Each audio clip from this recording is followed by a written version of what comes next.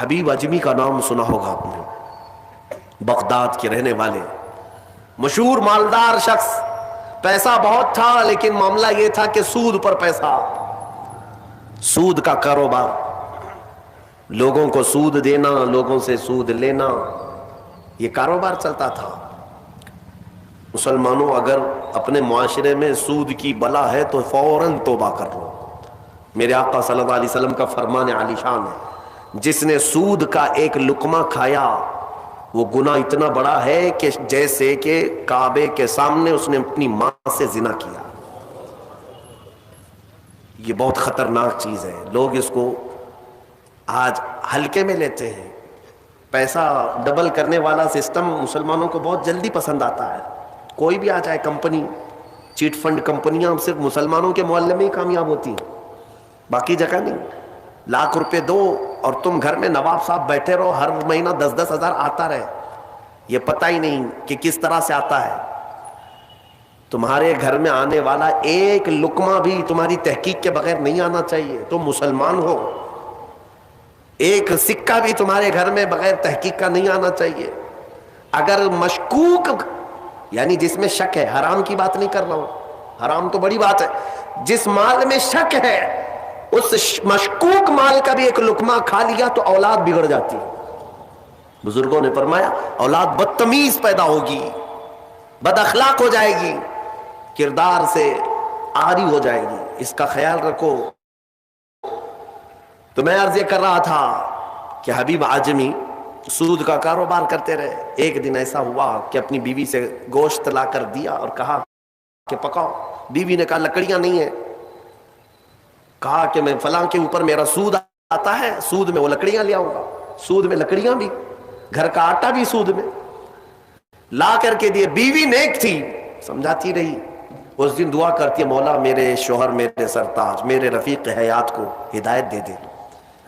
جب چولہے پر یہ ہانڈی رکھی گئی، کھانا پک گیا، یعنی سالن پکا تو اس نے اتارا، حبیب اجمی دسترخوان پر تھے، ہانڈی کھولی گئی تو اس میں پکتا ہوا خون تھا، خون کے علاوہ کچھ نہیں۔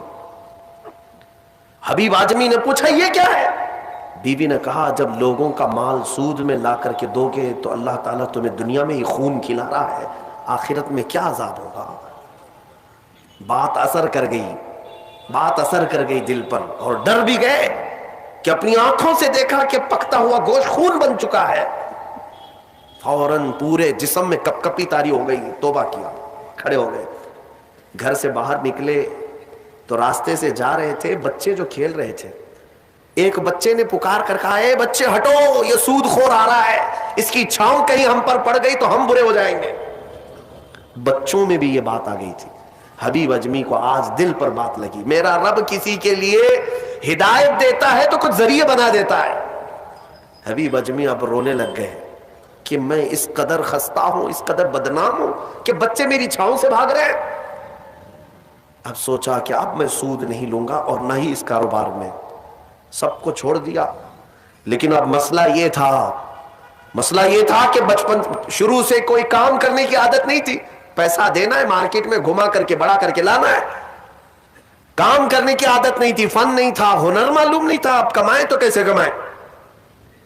سوچا کہ اب اس چیز کو چھوڑ دیا ہوں، تو بیوی سے آ کر کے کہا میری رفیق حیات میں نے توبہ کر لیا ہے، میں نے توبہ کر لیا، آج کے بعد سے یہ سود کی طرف میں ہاتھ بھی نہیں بڑھاؤں گا۔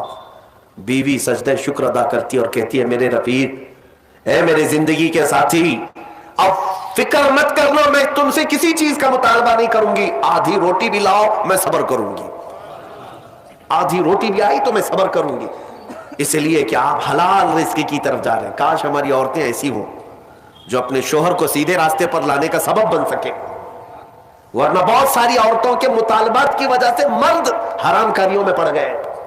ہاں تنخواہ تھوڑی سی ہے، عورت کے مطالبے زیادہ ہیں، اس کے مطالبے پورے کر نہیں پا رہا ہے تو حرام کاریوں میں مصروف۔ بہت سارے مردوں کے بگڑنے کی وجہ ان کی عورتیں بنی ہیں، اور جب پورا نہیں کر پاتے اور پیسہ بھی نہیں مل پاتا تو پھر نشے کی عادت لگ جاتی ہے، ٹینشن سے مکتی چاہیے، جو روز عورت مجھے گھر پہ جاتی پریشان کرتی ہے۔ میرے عزیزوں، وہ حبیب اجمی کی خاتون نے ان کو دلاسا دیا کہ جاؤ آپ نوکری کرو، نوکری کہاں کرتے, اب تک کرنے کی عادت نہیں تھی, عمر ہو گئی تھی. سیدھے گئے ایک دیہات, چھوٹا گاؤں تھا, اس گاؤں کی ایک مسجد تھی, مسجد کے اندر جا کر بیٹھ گئے. دن بھر بیٹھے رہے, نمازیں پوری پڑھ لی, عشاء کا وقت ہو گیا, نماز پڑھ کر کے اللہ کی بارگاہ میں رونے لگے, مولا کام کا آدمی نہیں ہو, اب تک کیا نہیں, اب میں اپنے گھر کیسے چلاؤں, تو میرے لیے کوئی انتظام فرما. رات کے وقت آئے, بیوی نے پوچھا کوئی نوکری ملی؟ کہاں مل گئی ہے, نوکری مل گئی ہے, بہت ہی اچھی جگہ پر ایک بادشاہ ہے, اس کے ہاں خدمت پر میں لگ گئے. کہا بہت اچھی بات ہے. دوسرے دن پھر گئے, اسی مسجد میں بیٹھے رہے. رات کو آئے, بیوی نے پوچھا کچھ اجرت ملی آج؟ جس بادشاہ کے ہاں کام کر رہے ہو تمہاری نوکری پر کچھ تنخواہ ملی؟ کہا نہیں. بادشاہ نے کہا ہے کل دے دوں گا. اپنی بیوی کو ٹال رہے تھے, اپنی بیوی کو ٹالنے کے لیے بول دیا ایسی کہ نوکری کر رہا ہوں. کہا کہ کل دینے کا وعدہ کیا ہے. پھر تیسرا دن آیا, تیسرے دن بھی وہ اسی مسجد میں رات گزار کر آئے. بیوی نے پھر پوچھا کچھ اجرت ملی؟ کہا نہیں آج بھی نہیں دیا. بادشاہ نے کہا کل دے دوں گا. چوتھا دن آیا, چوتھا دن بھی مسجد میں گزار کر آئے. حالانکہ بیوی نے صبر کا دامن ایسا پکڑی رہی اور کہنے لگی مجھے کوئی جلد بازی نہیں ہے, جب آئے گا تب کھائیں گے. 4 دن ہو گئے. آج پھر رات کو بیوی نے پوچھا کچھ تنخواہ ملی؟ گھر کیسے چلے گا, 4 دن سے چولہا نہیں جلا گھر پہ. کہا آج بھی بادشاہ نے نہیں دیا. کہا کل دوں گا. روز کل, روز کل. 5 دن گزر گئے. اس کے بعد وہ 5ویں دن ایسی ان کی کیفیت تھی کہ اب رات جب بہت زیادہ ہو گئی تو گھر کی طرف پلٹ رہے تھے, پاؤں بوجھل ہو گئے. پھر بیوی پوچھے گی آج تنخواہ ملی؟ روز جھوٹ بول رہا ہوں, روز جھوٹ بول رہا ہوں, مجھے کون تنخواہ دے گا؟ آج کیا بولوں اپنی بیوی کو, اپنی شریک حیات کو. جب وہ واپس پلٹے تو آج رات کو اپنے گھر کے باہر ہی دیکھتے ہیں گھر میں خوب اجالا ہے, گھر میں روشنی ہے. گھر کی طرف آگے بڑھتے بڑھتے آئے, میری بیوی سوئی نہیں, انتظار میں ہوگی, پوچھے گی کیا اجرت ملی, تنخواہ ملی. لیکن جیسے ہی گھر کے اندر گئے, بڑا سا دسترخوان بچھا ہے, ہر قسم کے کھانے لگے ہوئے, کھانے لگے ہوئے ہیں. حیرت میں آ گئے, 5 دن کے کمانے کا کوئی ذریعہ نہیں, میری بیوی کے پاس بھی اتنا مال نہیں, یہ کہاں سے آیا دسترخوان؟ بیوی کو جلال میں پوچھنے لگے یہ دسترخوان کہاں سے آیا, یہ کھانا کیسے آیا؟ بیوی کہتی ہے کیا مذاق کرتے ہیں آپ, کیا مذاق کرتے ہیں آپ جس بادشاہ کے ہاں کام کرتے ہیں وہاں کا ایک سپاہی آیا تھا, وہی دسترخوان لے کر آیا اور سارا کھانا اسی نے دیا ہے, اور یہ مجھے کہہ کر گیا ہے اے خاتون تیرا شوہر رات میں آئے تو اسے کہہ دینا یہ تو 5 دن کی اجرت ہے, اور محنت کرے گا اور اجرت دی جائے گی. حبیب اعجمی غش کھا کر گر پڑے. بیوی نے اٹھایا, پوچھا کیا بات ہے, کیوں غش کھا کر گر پڑے؟ ہوش آنے کے بعد کہتے میری رفیق حیات آج سچ بتاتا ہوں, میں نے کوئی نوکری نہیں کی, میں نکما آدمی, کوئی نوکری نہیں کی. مسجد میں جاتا تھا, خالی بیٹھا رہتا تھا. آج ڈر کر کے آ رہا تھا کہ تجھے جواب کیا دوں گا. وہ رحمان اس قدر غیرت مند ہے اپنے بندوں پر, اتنا رحیم ہے کہ تیرے سامنے شرمندہ ہونے سے بچانے کے لیے وہ جس کو بھیجا مولا وہ کسی بادشاہ کا سپاہی نہیں, وہ اسی رحمان کا کوئی فرشتہ آیا تھا جس نے کھانا دیا ہے. عزیزان گرامی, کہنے کے لیے بہت ساری باتیں ہیں, لیکن میں اتنی بات عرض کرنا چاہتا ہوں. زندگی گناہوں میں گزری, ایک بار توبہ کر کے حبیب اعجمی کے آ گئے اور مولا کریم نے اپنے سارے دسترخوان ان کے لیے کشادہ کر دیے. اس کے بعد جانتے ہیں حبیب اعجمی اسی دسترخوان سے اٹھ کر کے جو چلے گئے, ایسی عبادات, ایسے مجاہدات کیے, اللہ اکبر, اس مقام عظما پر فائز ہو گئے تھے کہ جس مقام کی غوث اعظم عبد القادر جیلانی بھی تعظیم کیا کرتے تھے رضی اللہ تعالی عنہ. میرے عزیز و حبیب اعجمی اللہ کی بارگاہ میں وہ مقبول تھے کہ حضرت فضیل بن عیاض ایک دن ان کے پیچھے مغرب کی نماز پڑھنے کے لیے آئے. حضرت حبیب اعجمی کی زبان میں تھوڑی لکنت تھی, تو قرات میں ان کی لکنت سمجھ میں آ رہی تھی, تو فضیل بن عیاض پیچھے سے نماز توڑ کے چلے گئے, اس کے پیچھے میں کیسے نماز پڑھوں. فضیل بن عیاض بہت پائے کے ولی ہیں, کہتے ہیں میں گیا تو 3 دن تک میری عبادت کا ذوق ختم ہو, لطف ہی ختم ہو گیا. میں بارگاہ مولا میں رونے لگا کہ مولا مجھ سے کیا خطا ہوئی.